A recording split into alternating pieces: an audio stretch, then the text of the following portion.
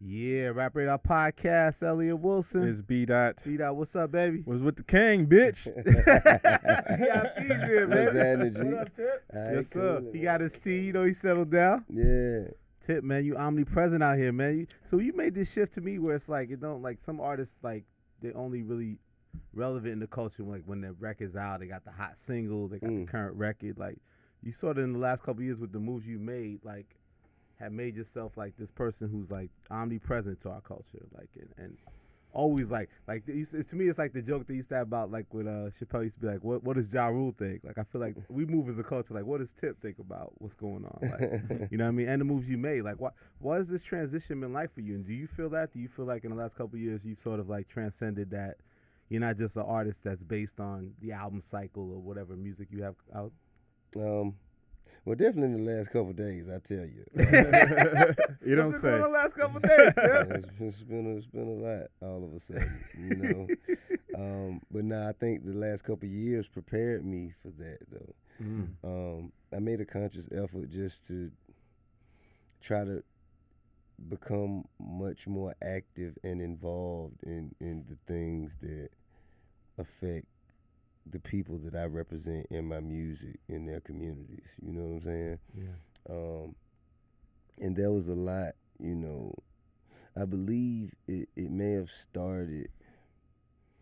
It may have started a few years ago with the Trayvon Martin verdict and Zimmerman and whatnot. I did a record called New National Anthem on was that the Paperwork Project. Me and Skylar Gray, she was gracious enough to get on there with me, and it was really a record that was calling the nation to task, you know, just really evaluating the circumstances right here.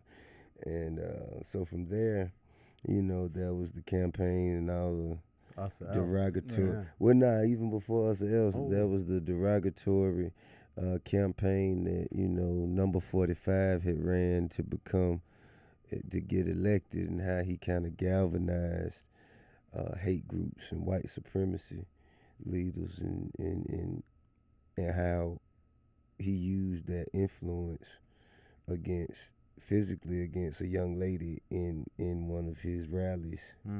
And suggested that they treat them like they would have done in the old days. And I just happened to have been in South Africa when I seen this, and I don't know if it was, you know, me being in South Africa and seeing, you know what I'm saying, I just went to Mandela's house and spoke to his grandson.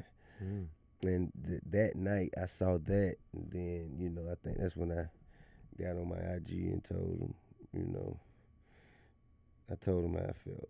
You know what I'm saying? And after that, then, you know what I'm saying, you had Philando Castile, Alton Sterling. You know, that event kind of pushed me even further.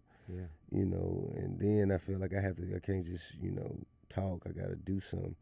So one day, and me and my son were riding in the car, and he just kind of asked me, like, what's up, man? What can we do? So we just pulled up and happened to got in the middle of a protest.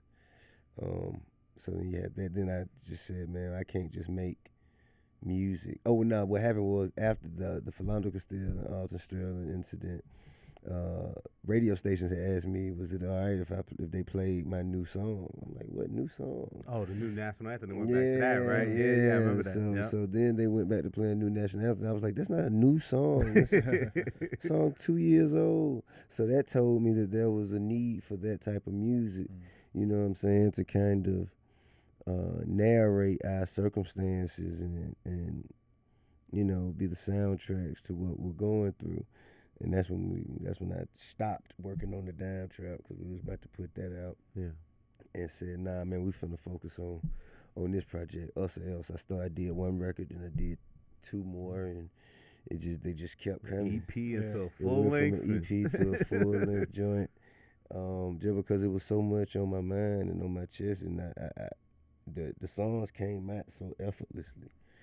I never ran out of nothing to say. You know what I'm saying? I feel like Us or Else didn't get enough props. Like, I think that was a really good album, and like your approach was a more political stance that we didn't hear Right. from you. But I really appreciate that album. It's all good, man. I mean, I love the album. I think that it's some of the best, I guess, some of the best lyrical records. I Believe was hard. I believe it was super Warzone, dope. the one with you and Transley. I know. No. Yeah. Yeah, I mean, That's it the was. beauty of the power streaming, man. Motherfuckers go back Yeah. and listen to them joints. But yeah, man, I mean, and I think that that project, you know, it gave me it gave me more affirmation that, you know, this is what I should be doing. This is now, you know, the lack of monetization on the project let me know also to help the movement to keep the wheels turning. I'm gonna have to get back to doing what I do for the bag, Right. which is why Dime Trap is on the way. But so I think that, you know, all those things was a culmination of events that kind of placed me here. And I also wanted to Yeah. say commend you too on that record Lazy, because you were talking about acquiring wealth. And Yeah. like all those things that are kind of popular now. Mm-hmm. You know, Jay gets a lot of credit for with his last album. You were Right. talking about that about 2 years ago. So Sure. props on that. I mean, it's incredibly important, and there's so much information. Yeah. There's so much information that has been kept from us, you know, in our communities and in our curriculums, Right. you know. And if we don't invest the time and the necessary attention into acquiring this information for ourselves, then we will continue to be 5,000-6,000 steps behind. Right. Yeah. And even with the Rapture, that series, like you took your segment, your episode in a different direction. Can you explain, Right. like, people that hadn't seen it? I mean, man, it really kind of illustrates what I just explained to you verbally about how I got to this point in my life as far as my social community involvement is at question. So I just kind of narrated to them the same timeline, but then I took it a step further and I went on like a personal journey to speak with, because that's what the first thing I said I wanted to do is speak to the people who, you know, accomplished some of the things that I hope to accomplish for this generation. They had seen it done and you know, executed plots, plans, and strategies to move the culture forward significantly. And I wanted to know because after the protest and when we got back to a bench and sat down, everybody looked at me like, all right, Tip, what's next? And I'm like, shit, I don't know, nigga. I had no answer, so that let me know that I needed to kind of like, you know, educate Connect with myself. others too, right? Yeah, I mean, because, you know, the best way to learn is to educate yourself, you know, by speaking to people who've done what you hope to do. A wise man seeks wise counsel. So I mean, and it was some conversations I had with people you didn't even see on the Rapture, because they just asked me to do it while I was already doing this. You know what I'm saying? I went and spoke to Maxine Waters. Or something. well, yeah, that was actually on the episode. Like, okay, so what happened was I had said, okay, well, if we're going to actually get out here and effectively make a difference, I want to speak to the people who've done it before me and see, you know, what my plan of action and how I can best, you know, utilize my influence to make an impact. So we spoke to Quincy Jones, Harry Belafonte, Louis Farrakhan, Minister Farrakhan. Who else had we spoken to? Harry Belafonte, yes, I already said that. Minister Farrakhan. I believe that was kind of. I think I'm forgetting someone. Oh, no. We went out to Oakland and we did something like a panel with the Black Panthers. And did like a panel with like the Black Panthers. They was having an event out in Oakland, and I went out there and I spoke with them. You know what I'm saying, and got some game from them. And so Rapture was interested in filming something about me, and I ain't had no album coming out and one shit going on. So I'm like, well, this is what I'm doing. If y'all care about this, you know what I'm saying? So they were like, yeah, that'll be dope. So then, you know, they just started like filming the steps that I was taking to try and, you know, come up with some kind of plan or some kind of strategy to move us forward. Speaking of strategy, Kanye West, you stepped to him when he started making moves. But you know, I think it's interesting. Like, we obviously, you know, we'll backtrack that you did the song and stuff. But like, I wanted to get like your views on the recent developments, because since you did the song, I disagree wholeheartedly, man. That shit crazy, man. You know what I mean? And it's unfortunate because I felt like we made so much progress. You know, however, it's still in my heart to help. You know, because I feel like I have an opportunity to. I feel like, I don't know, for some reason, you know, what I say has some kind of impact. I mean, and everybody else, you know, say that don't happen for them. So, yeah, I mean, even getting that he took the time to sit with you for 4 hours shows that, right? Like, I mean, he had all these people reaching out to him. I mean, you actually face to face, you know, brought things to his attention and basically became the voice of the people, literally. Sure. I mean, that was. I mean, I think it was real brave of him to even put that record out, because it wasn't very flattering. You know what I'm saying? Yeah. So, and me knowing what I know of you know, of Ye, he want to be in, you know, the flattering position. So I feel like that in itself was progress. Yeah. You know what I'm saying? So and I mean, from there we just really, man, I think bro just probably just need a partner right now. You know what I'm saying? Like somebody just to talk it through with, you know. But I tell you what it really feel like. Have you seen the movie Bright? No, I I've heard seen of it. Bright? You ain't seen Bright, the Netflix movie? Oh, Will Smith? Not yet. No, you should see it, man. It's crazy.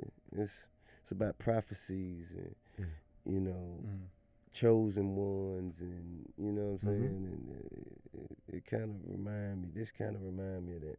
Anybody who's seen that movie, like, I feel like I have some kind of way aligned myself with an orc, and like we've developed a relationship. And the orcs are like the people that everybody like can't stand in the society that they like, everybody can't stand them. But Will was like, that was his partner on the police force, and he was like cool with him. And then he turned to Will's people like, well, turn on him or else. Yeah. I thought that was interesting, because you said that there was a point where you really asked him about, well, how do you, the impact he could have with his fans. Yeah, and that was. And you felt like he hadn't processed that fully. He hadn't processed none of the stuff I asked him about. Man, for one thing, man, you know, this is a whole lot, like, you know, just in a short period of time. I didn't like really plan to be the spokesperson for, you know, like this. I really, this is not. I don't know. You know what I mean? I want to do whatever I can to help, but at the same time, I also want to, you know, make sure I don't inherit too much for myself. You know what I'm saying? But as I said, I feel like it's in my heart to help them. You know what I'm saying? And I was always taught, man, you know what I'm saying, in times of chaos and confusion, you be quiet and still. You know what I mean? Yeah. Wait for God to tell you what to do. Let some things happen.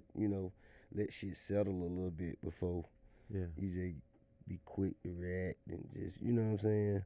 Yeah. So that's what I'm trying to do. Do you like how the song came out? Yeah. I like that beat a lot. Yeah. I think it was dope. I think it was dope. Better than the Scoop de Whoop.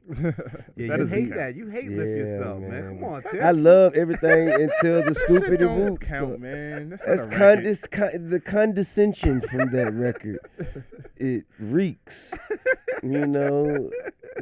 But I mean, again, man, you know, it's quite impressive that he actually had the gall to put that out. Yeah. You know what? They murdered you on your own shit. You murdered them in a different kind of way with knowledge in the joint.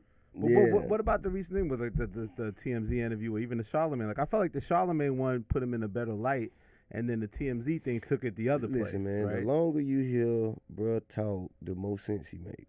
Yeah. The longer you hear him talk, you know, it's kind of like an old car, man. You know what I mean? You gotta hit on the highway and get it over 65 before it really get to riding, sitting in. And I just think the longer, I mean, but don't get me wrong, man. The shit that being said is unacceptable and preposterous. And I have no problem. I don't hold back not one time by telling them that. Like, bro, you ain't nowhere in the hell you could do that, man. What the hell is you doing? Slavery comment and things like that. I'm like, man, I mean, he has his own view and explanation. But when I said, hey, listen, bro, you done already came out here, man, and well, first I said, man, you a white supremacist? That what you saying? You hate black people? No, hell no, I love us. I'm like, okay, well then you already done kind of like align yourself with the alt-rights, and our biggest problem with them is that they refuse to apply empathy to our circumstances and acknowledge that they already started from day one in a better position than us here. Mm-hmm. And you making comments like that just reinforces that thought. Mm-hmm. And he say, is that what people think? I say, yeah, nigga. Mm-hmm. No, and he's like, oh, hell no, that ain't where I'm coming from. He said, I just think that, we hold ourselves down with a lot of the bullshit that we've learned, and we've kind of been enslaved mentally. Mm-hmm. And we are choosing to hold on to that. And he said, well, I didn't think that the TMZ thing would go well. I didn't think it would, but it was beautiful. It was beautiful. He said that guy Van got to Van became the voice of the people. And he said, but he said that guy Van, it was beautiful what he got up and said. He was able to express himself so much, and and I received it, and I hugged him, and and now the world is having a discussion that they wouldn't have been having. Right. Mm-hmm. The bad part is they hate me, but if that's what it takes for them to have the discussion, then I'm cool with that. And when he say that shit made sense to me. Yeah. Even though I knew it was repulsive what was said, but when he said that. But you also said that you told TMZ that when he said, like, even him the slavery comment, when he says offensive stuff, he doesn't have malice in his heart for your judgment. It don't sound malicious. It don't sound malicious. It don't even sound ego driven, like he's doing it like a I know everything kind of place. It just sounds like, some shit that he's moved to say. And that he wants people to address these things and I don't know, man. Yeah, but you've addressed like modern day slavery, like on the last project you talked on Warzone. Yeah, sure. He says modern day slavery, the Constitution and the Emancipation Proclamation. Absolutely, all that shit some bullshit. Yeah. So I think that's the biggest thing is that everybody think we trying to feel sorry for ourselves, blase blase whoop de whoop. Whenever you talk to alt-rights about black people and what the problem is, but like the honest God truth is, like, really we just tired of being held to a standard that white people don't hold themselves to. Mm-hmm. You know what I'm saying? We expected to do everything right, go by the book, don't bend the rules, and they do the exact opposite. Just stick to the Constitution. If y'all can stick to the shit that's on the Constitution, it says that these truths be held self-evident that all men are created equal. I think that's a Emancipation Proclamation. Something like that. Truths be self-evident. Yeah, something like that. Anyway, I wasn't that good. History major. I know it. I don't know. I'll text you the real thing tomorrow. Right, yeah, cool. Yeah. Insert here. Insert that shit here, man. But I'm just saying, like, stick to that. Yeah. They say we all supposed to be equal. Right, so why we going through what we going through? You not sticking to the Constitution, and you calling yourself American. That's un-American. Right. But you don't accept that because you got privilege in your eyes. Right. Yeah. You know what I'm saying? And I think that is the discussion.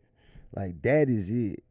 It ain't that motherfuckers like, but yeah, some people lazy, and some people do want something for nothing, and some people, but that comes from years and years and years of conditioning of the environment to create dependent citizens. You know what I'm saying? Section 8 and welfare and food stamps, all that shit was to create a dependency. You know what I'm saying? Control and then power, exactly. Then the crack came in, which we had nothing to do with. That shit was just thrust upon us. You understand what I'm saying? Then the laws were changed because of the crack that you put here. You put the crack here and changed the laws, so even though you taught us how to cook crack and you dropped it off in our neighborhood, CIA and everybody have admitted to the Contra scandal, you see that this was not self-inflicted. It was entrapment. And you still lock people up for thousands and thousands of years, if not millions of years, and then you disenfranchise them, where you take away their power to vote, a Second Amendment right to defend themselves. They can't get a job. And then you tell them to pull themselves up by their motherfucking bootstrap. Get the fuck out of here, bro. That's bullshit, dog. That bullshit. If I motherfucking came out day one, having all of the opportunities and all of the amenities and the curriculums and, the examples that a white man has, and some white people really, really don't have shit. Some white people really work hard and really have to, I think at that point it'd be about class and how much money you got. Yep. But a black person and a white person in the same class, born on the same street, living on the same street with the same income, the white boy gonna get treated different.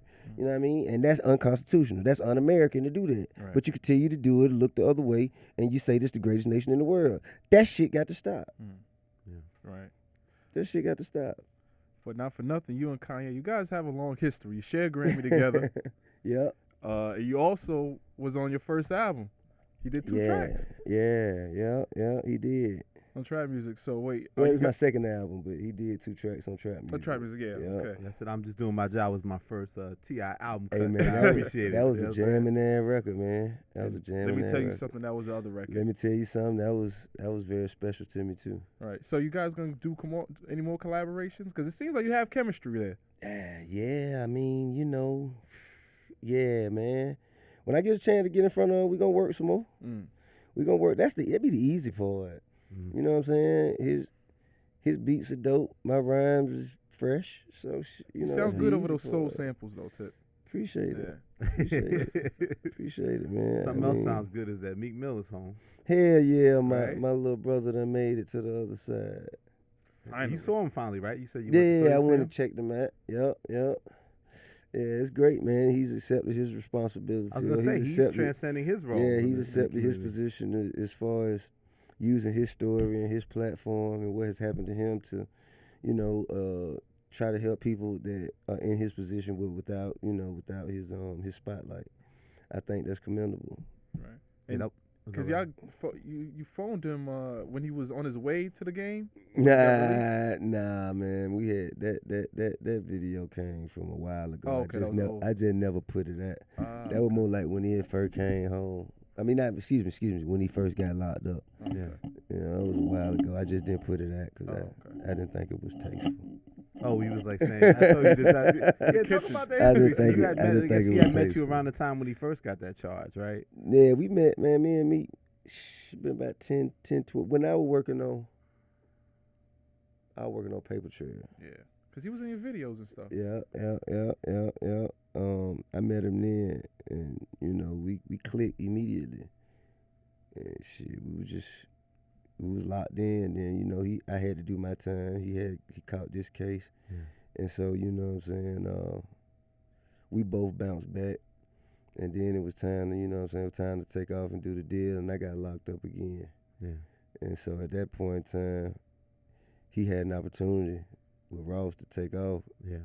And I didn't feel, I didn't feel comfortable telling him to wait on me back, for a situation that I mishandled, mismanaged, and brought upon myself. I can't let that block his opportunity. So I let it ride. Even when he was shining out there, he was shining with us. I let it ride. It's all good, though. I mean, I'm happy for him, man. I think he worked hard to deserve everything he has, and I feel that, all things happen for a reason. What God has for me, no one can take away. But do you feel that transition he's made in terms of how he is sort of taking the forefront of this criminal reform issue? Sure, I think it's absolutely phenomenal that he's accepted that role, and I think he's the perfect person for it. I think he has tons of experience. You know what I'm saying? And he can speak. He can speak for Philadelphia like no one else can. So I think that's outstanding. All right. I guess you have him have some music in the stash, or yeah, you know that. You know that? Right. Yeah, we got it. We got it. For the dime trap? Mm-hmm. Yeah, Okay. we got it. But also, man, I would like to just try and for him and I to do like a program together or something, whether it's traveling and speaking, going into jails and talking to people, or doing some kind of TV show that is revolving around. I want to do, what I'm saying? I want to try and find a way to partner and do something, beyond just a one-off. Yeah. Right. Mentioning the dime trap, what can we expect from this new T.I. album? Because it seems I'm interested. It's been a long time. Hey, man, just listen, man. It ain't never no time I'm gonna get in here and make a song and it ain't gonna be jamming. It ain't no time. It ain't no time. Who's the judge of that though? Who's the judge? Man, history. Nah, man. I mean, like, I'm focused a lot on delivering the message of what the values and principles is, as as we carried on, just if you care. You know what I'm saying? I think that if we don't offer the information to the next generation, then we can't be upset if they move forward without it. If their actions cannot incorporate information that we ain't even gave them, we can't hold them accountable. So I think for those that have, a concern for how they represent themselves and how they present themselves in any industry, if they care about what it is to be a stand-up guy, then I'm gonna put it in the music, right, and serve it up, and it's just gonna be jamming. It's gonna be diverse, you know what I'm saying? Because that's the one thing about trap music, which kind of, people try to use against me, but that's the one thing about trap music when I made it. I wanted it to be diverse. I didn't want it to just be confined to, cooking keys and busting gats, and you know what I'm saying? I wanted it to be about the prayers that a dope boy say to himself when he caught a charge, he think he ain't never coming home. You know what I'm saying? About, how to move in a room full of snakes and not get bit. How to recognize bullshit before it's too late. Like, you know what I'm saying? Like, that's the kind of, and how to be all these things and have, such a powerful persona, but still have to be vulnerable for a young lady or your children, or you know what I'm saying? So like, it's a mind state. So it's like even if you ain't still selling stuff, you can still rap. Yeah, touch on content. Well, I feel like for that, man, it's about it. That I treat that like an alcoholic who had found himself clean and been sober for years. He been sober for 10 years, but if he talking to you about his addiction, he can still remember how alcohol tastes. He can still remember what it would like to throw up on himself. He can still remember. He can articulate that because of his unique plethora of experiences. He can articulate what that's like to you, even though he's still not engaging in that activity. You know what I'm saying? Does it still evoke those memories? Because the album came out 15 years ago this year. Yeah, that's right. That's crazy. Yeah, it does though.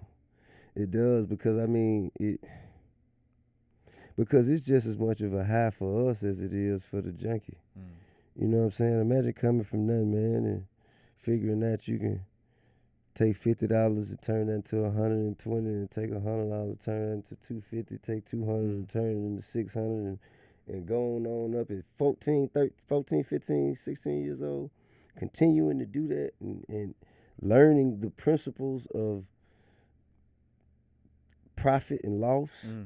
And you know what I'm saying? Having the independence of buying your own shoes and helping your mama with her utilities, and just being a man at an early age because you found a way to, I guess, enter into commerce. You talk about that too on the OL's tape. You say, I've been funding my revolution by my lonesome, by my movement. Yeah. Bankroll Mafia, Hustle Green, all started out my pocket. That's right. That's right. That shit all started out my pocket. I mean, and the people around me, we couldn't really do what we did without so many different forward-thinking people that aligned themselves, and we had a common goal, and we just went for it. You know what I'm saying? But for the most part, man, you know what I'm saying? Ain't nobody really. All these bills come to me. Shit. All these bills, everything, everybody paycheck, everybody check coming out my account. You know what I mean? I ain't got no deal with no Universal, nobody. Shit, I'm paying payroll and everything. You got Hollywood in your back pocket, man. You know they coming around. About to star in a big blockbuster movie this summer. They Ant-Man 2. Yeah. Sequel. The sequel money. That's right. And the Wasp. Ant-Man and the Wasp. Yeah. I'm glad they brought you back. You did. Yeah, me too, man. I was wondering because I saw the trailer. I was like, oh, there you go, Tip. Yeah, so, man. Do you even have to audition for things? Like, how does it work? Like, it depends. Some of them you do. If it's like a biopic, or it's a period piece, or it just depends on the nature of the material. Yeah. What do you think your strengths are, strengths and weaknesses as an actor? Because now you've got quite a IMDb catalog now at this point, right? Man, I think. Or do you watch yourself on film? Do you critique yourself as an actor? Of course I do. I mean, I think that bringing reality to comedic situations, I think that's one of my strengths, and I also think like dramatic tone, you know what I'm saying, like, and just a gravity to a scene. Yeah. The joint you did with Jamie Foxx, I was watching that on the plane, and I was like, oh shit, okay, Tip. Yeah, that's one of my. I don't know. That did come out how I hoped it did. Me and Jamie, we both, we were trying to act like make it how we felt this should be. Right. But I think that it still has a cult following, and it served a significant purpose. Right. Yeah. For the Ant-Man, it could have gone a lot worse. I'm just telling you. Well, are you waiting for the call till you become a superhero? Because it's an important role in the. I ain't tripping, man. Okay. I just want to continue to evolve, man, and just diversify myself as an actor. Right. That's it. And you're nominated for a Tony Award as well? That's wild. That's crazy. Tony? Yeah. Me and my son wrote this record for SpongeBob, the musical. So he's nominated too? He's nominated too. Yeah, we wrote this song, man, and they put it in SpongeBob, and now it's nominated for a Tony. Wow. Whose son is this? Is that Kang? Damani. Wow. Yeah. Wow. This was years ago. We did this maybe 3 years ago. Wow. Yeah. So how did you get that call? Like, they just approached you? Nickelodeon called. So you gonna pop up at the Tony Awards with the chain and everything? What chain? You gonna wear a gold chain? You gonna pop up and get dressed up? Man, I'm gonna wear a tux. Of course, right? Yo, I admire Tip's suit game. I ain't gonna Tip, you go high end with the fashion. I see the IG, man. This shit you've been. I've been held. I don't know what y'all talking about, man. I've been held, man. Some of them trying to pull it, say you went too far. One of them, you had like different shoes or something. Or them were Gucci's. They came like that. Yeah. The socks was just a little flair I added myself, and I liked them. But hey, don't try this at home. This shit ain't gonna work for you. Tip's suit game is impressive. Ain't gonna look right made me on feel you. bad at the Rock Nation brunch. I felt underdressed. I was like, okay, he had the with plaid the three-piece right? suit. Yeah, man. I just try to continue to elevate the discussion, right? And my ensembles. You know what I'm saying? But that's got to be rewarded, though. You and Damani are both nominated for a Tony Award. It's amazing. Is he feeling himself, the young man? Is he excited? Nah, he got his feet on the ground. Okay. Yeah. It's still a win regardless. Absolutely. Who's the competition, though? We don't win. We running up on somebody. Who's the competition? I don't know, bro. I got to find out. Hey, folks, that Hamilton, that shit is whack. Harris Families for the Children. Oh, man. Give us that. So what else going on, man? But you also got another residency at Las Vegas? From what I hear. Yeah, I've been having a residency at Dre's. This is my 3rd year. Okay. Yeah, that's dope, and it's a pleasure to just continue to go out there and present basically my legacy. You know what I'm saying? We just go from top to bottom, play the hits, and we play some new records, and it's always a different crowd. Every time you go to Vegas and perform, it's a different crowd because most of the people are, they're from out of town. Right. So it's great to just be able to reach different people, traveling so often. Some people just passing through, right.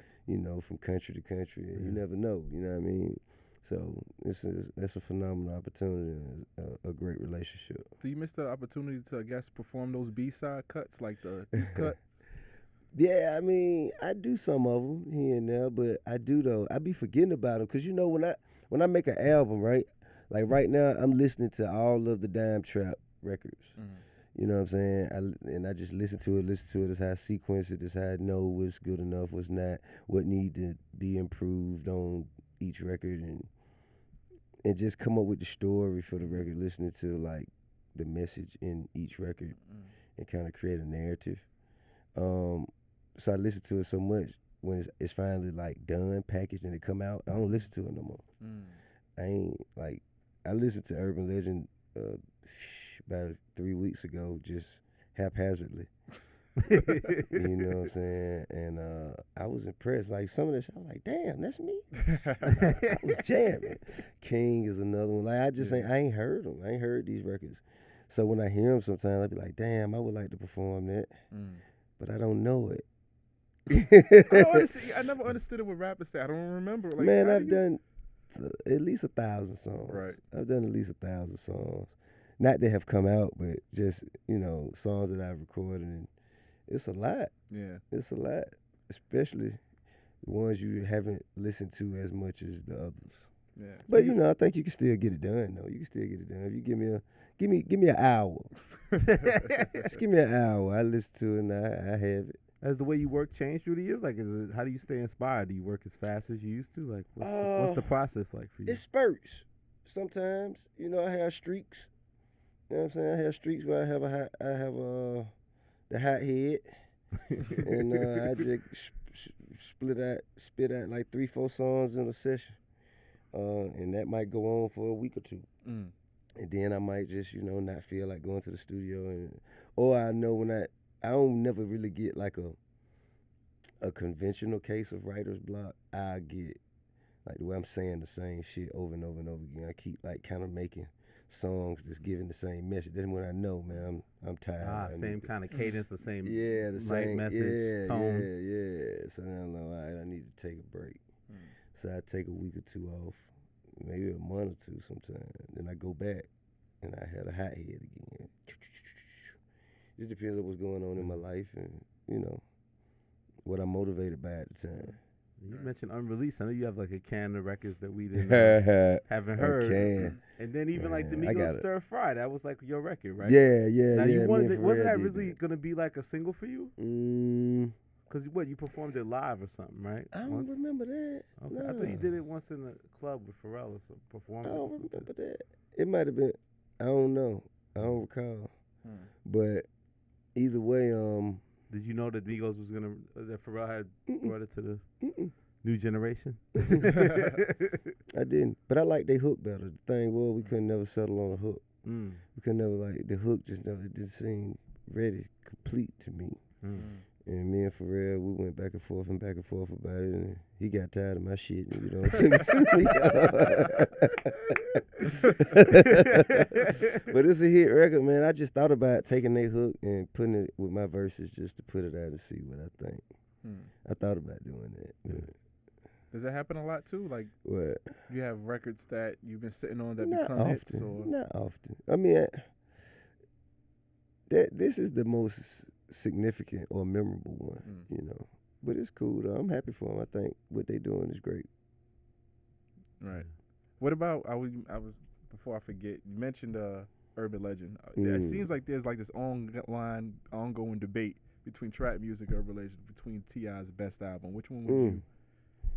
I don't know. So many people say so many different things, and that's another thing that like all of them are different, kind of. You know what I'm saying? They have a different tone to them. So you can't lock me into a sound for real. You can't really put me on no one in particular sound because I've done so much to diversify myself and I mean it's just all over. You got pop records like Live Your Life, Dead and Gone, and you got hood records like Dope Boys and Trap Niggas. You got hood records that were hit records like What You Know About That and You Don't Know Me. You got female records like, you know what I'm saying, the Crystal Waters, Why You Wanna Go and Do That Motherfucker was, you know, then you got the Let's Get Away and, you know what I'm saying, and the Whoa, Whatever You Like, yeah, shit, you know, forgot about that one, you know what I'm saying, then, you know, you got About the Monies, oh shit, look at that, another pop hit, No Mediocre, you got that. Swagger Like Us. Oh shit. Big record. You know what I'm saying? Like it's just all the heavyweights. It's all over the place, so you can't really put me in no sound for real. And I made it that way. I did it that way on purpose. I can do too much. Right. I can do so much. I wouldn't be like fulfilling my full potential if I just stuck myself into what would be considered, I guess, right now of trap music. Yeah. If you know what I'm saying, whatever that sound is, and you know, and it has become strong and prominent. But I'm bigger than that. I'm bigger than that. Right. I'm bigger than that. I'm better than that. I can do more than that. String a bell. I'm bigger than that. I seen the interview. String a bell. That's right. That's the discussion. No matter who you think started. You know, sometimes even for me, I mean, we face criticism with some of those records being people not embracing them as much as other records. You've always stuck to that though. You've always showed the range. Yeah, I'm gonna do that. I mean, I think that's important. That's important for me because coming from Atlanta, I spent my summers in New York. I already know what they expect of Southerners. And I never, ever wanted to fall in that category. Not that I am not proud of my roots and my heritage in the South, but the stereotype of what a Northerner expects from a Southerner, I wanted to elevate myself beyond that, and I have transcended that stereotype. And I think that is why my shit's so diverse and is different. You know what I mean? Yeah, it reminds me of IG post you put up with you and Jay and Puff. You was like, they welcomed me into the winner's circle, made me feel at home on top. I'm always gonna respect them for that. When most cats from down south used to feel ostracized by New York, I was loved and respected by the greats. That's right. And you said that Puff said you was gonna be a legend. Was the first person that he did. He was the first one who said it but verbally. You know what I mean? He the first one told me. And he just pulled up on me. I was getting my car wash. He just pulled up on me. He had a drop top Ferrari. I was sitting down waiting on my car wash, rolling the blunt, waiting on my car. Me and Phil, Philan. R.I.P. Phil. Yeah, and he pulled up in the Ferrari. He said, "Man, you T.I.?" Like he had the light, like, you know what I'm saying. I'm sitting down on Peachtree. You T.I.? I say, yeah. He say, what's up? So I get up and go over there, talk to him. He say, man, my nigga, I'm having a party, man. You know, that shit you doing, you gonna be a legend.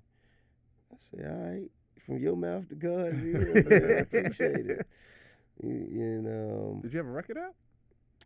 Yeah, this was like, I was working out. Maybe 24s was out, but Trap Music, the album hadn't dropped, but 24 was out. Yeah.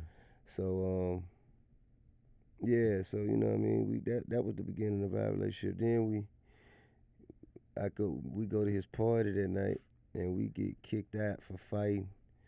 We get to fight in his section. Yeah, that was wild.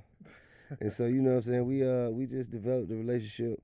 And I've been fortunate enough to be able to pull pages out of the books of all of these greats.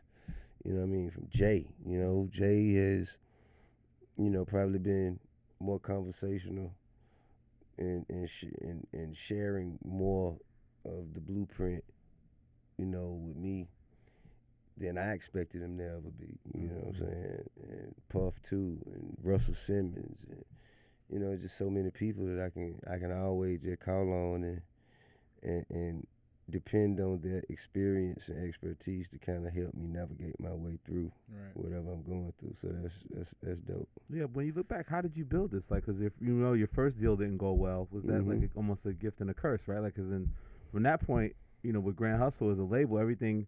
Well, see, Grand Hustle wasn't a label then. At that time, it was Ghetto Vision. It was KP's label. Yeah. And then when we got dropped from Arista, well, after the first record didn't go well, and everybody just like stopped working, like it was over with, we picked it up and kept going. We kept pushing it.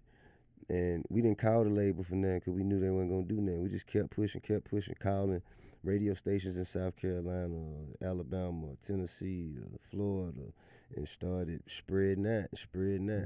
You know, going to the malls on Saturday, going to the projects and passing out. Then we started making those mixtapes in the streets. Yep, in the street series. Yeah. Charlamagne talked about that in his book a little bit about you and your grind. Word. Yeah, I ran into Charlamagne, man, up in Carolina. Yeah. Yeah, we used to go up there, man, like shit, six times a month. Yeah. So yeah, man, you know, I think that's kind of how Grand Hustle was born, by taking initiative after the label had then dropped the ball or just, I guess, walked away from the mission. Like, man, we on to something else.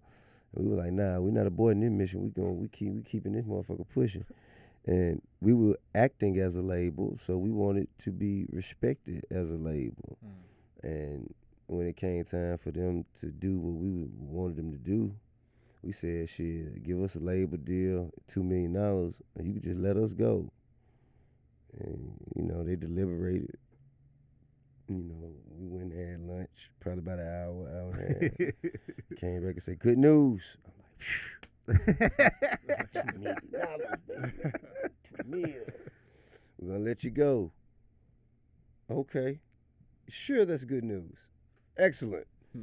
So we left from there, and shit, we had to get it out the mud, figure that shit out. And so that was the birth of Grand Hustle right there. Well, you did a good job. Well, thank you, man. I appreciate that. I appreciate that. Now you're enterprising into reality TV shows, the Grand Hustle. Yeah. We're about to get another smart executive with the movement. Man, I damn sure need one because, you know, the empire is ever expansive. So you got so much stuff going on, man, just to coordinate and make sure that all of these worlds are aligned. It's like spinning plates and juggling knives. You know what I'm saying? So we need bright minds and you know, people who can be resourceful and think off the beaten path. You know what I'm saying? Who don't necessarily have to be told everything to do. Who have instincts. Yeah. You know what I mean? That's important. So this show celebrates that, right? It's Yeah, absolutely. It's, you know what I'm saying, just, you know, just for lack of a better description, it's my version of Apprentice. You know. But mine's better. Trump's about to tweet right now. Better looking. Much better looking. If he think he better looking than me, his ass is crazy. You blind, sir. I'm better looking. He got more hat. Well, nah, I think I might have more hat than him. I think I'll be flying all over the place. I think you shot. All sew-ins and lace fronts aside, you know what I'm saying? I think I might have You more. name dropped it one time back in like 2012 on a record. I did. Yeah.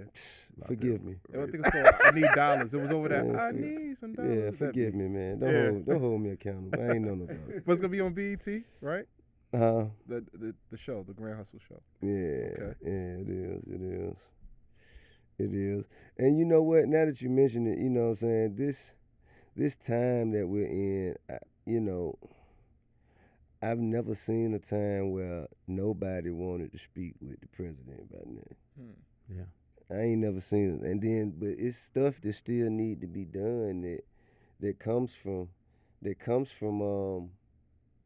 government assistance. Yeah. So if don't nobody want to deal with them, where that money going?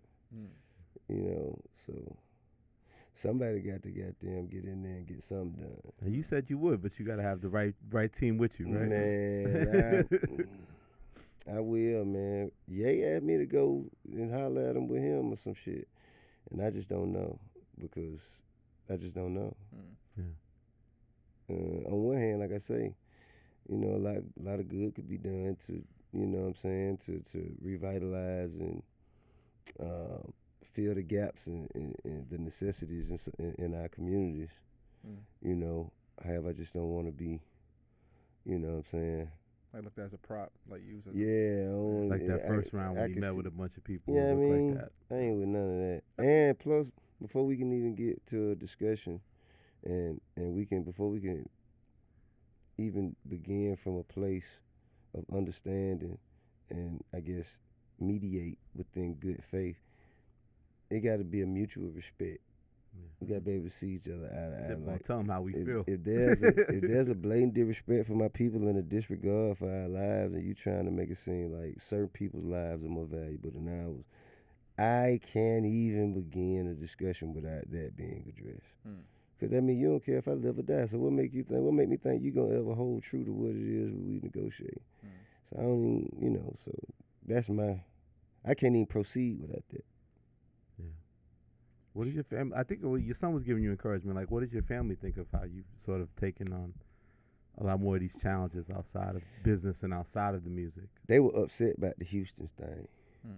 They didn't like that. They like that spinach dip, man. That spinach dip is good, Tip. They didn't like the Houston thing. They didn't like that.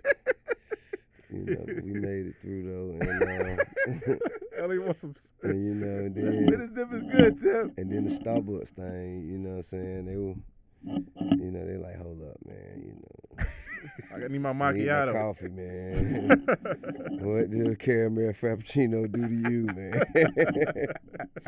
You know what I mean? There's no true freedom until we all are free, though. Right. You know, we got to make sacrifice. Waffle House, you next. Not the Waffle House. Yeah, Waffle House next. That's a staple in Atlanta. You kidding me? I don't give no fuck. What did the Waffle House do, Tip? I don't give no fuck. You know what they did. They gonna have to see about them people, man. Yeah. You know what I mean? You have to come on, man. Yeah. But boycotts gotta last longer than a week, Tip. No, but like what everybody talks about the Hailstone thing, though, you really got there was a manager in place that you got him out of position for. Ultimately, I don't dance on graves. I don't dance on no graves, but you know. Right. I mean, man. Because we live so much. I mean, it ain't really that you got to boycott for more than you got to boycott until something happens, until you have a satisfactory resolution. You know what I mean? You got to, and you got to think about it, man. Most of the things that were done for corporations most of the things that were done great for us were done because of boycotts, because we affected the bottom line of some corporation that said to a politician, y'all got to fix this. Right. Yeah. You know what I mean? That's the way apartheid ended, because kids in Atlanta who went to college said that they wasn't going to drink Coca-Cola if Coca-Cola supported apartheid. So they had to fix that, you know what I mean? And so for us, as citizens, like, we got to recognize that, for one, we are the largest consumer base. You know what I mean? African Americans make up for $1.25 trillion in revenue for these corporations. 1.25 trillion. Yeah, it's finna be 1.5 by 2020. So the only way that we can be respected, and also we had the largest consumer base and the least amount of ownership. The least amount of ownership, you know, the least amount of inclusion, the least amount of consideration, the least amount of respect. But we steady spending all our money.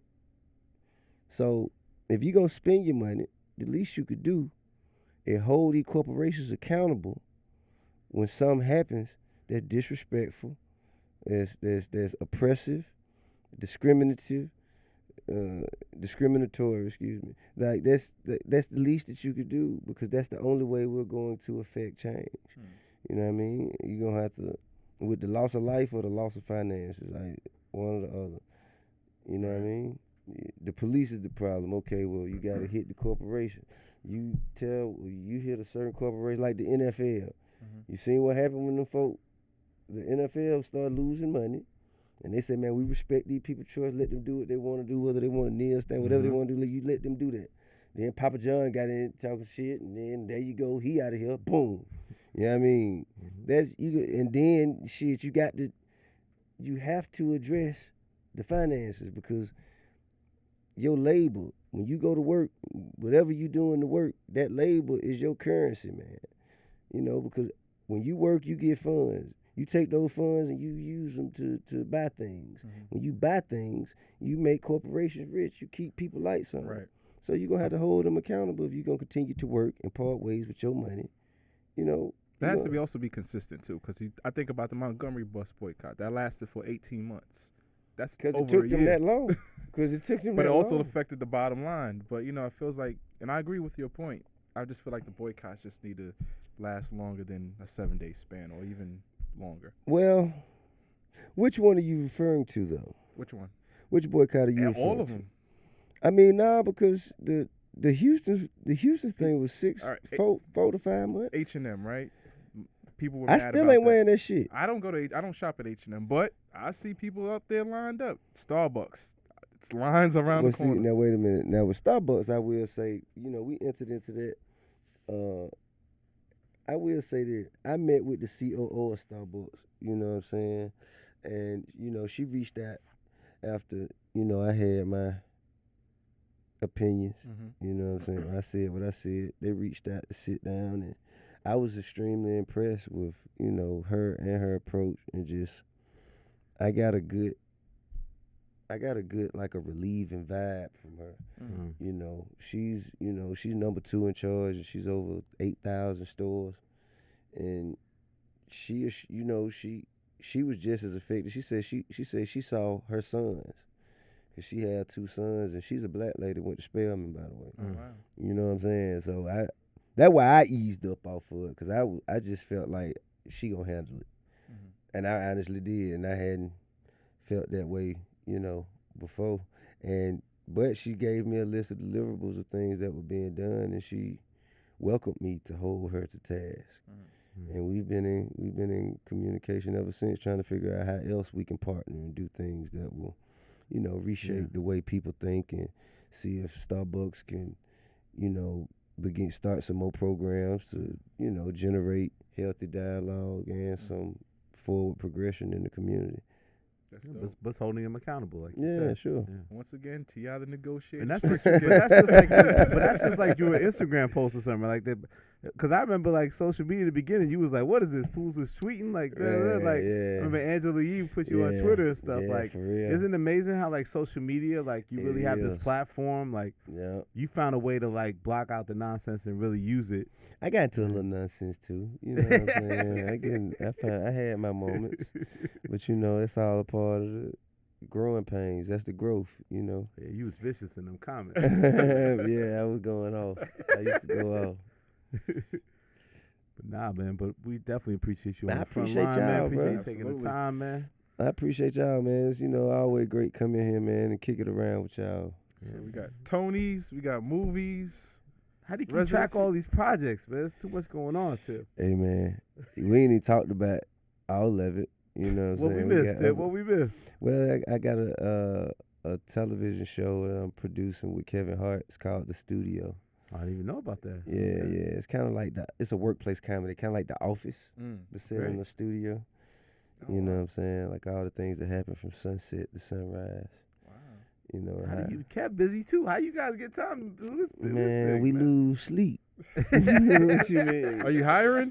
Because this title shit don't work out. Yeah, we need you here. We need you here. We need good answer. We need you here. And you know what I'm saying? We got a film that we partnered with Pepsi, and I Am Global.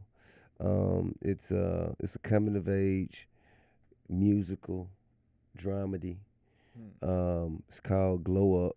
It's about, a school in the hood that has a program, like a music program, that's being threatened by the lack of funds that are coming, into the school. And the girls find a way to enter into a contest and compete to win enough money for them to save their program.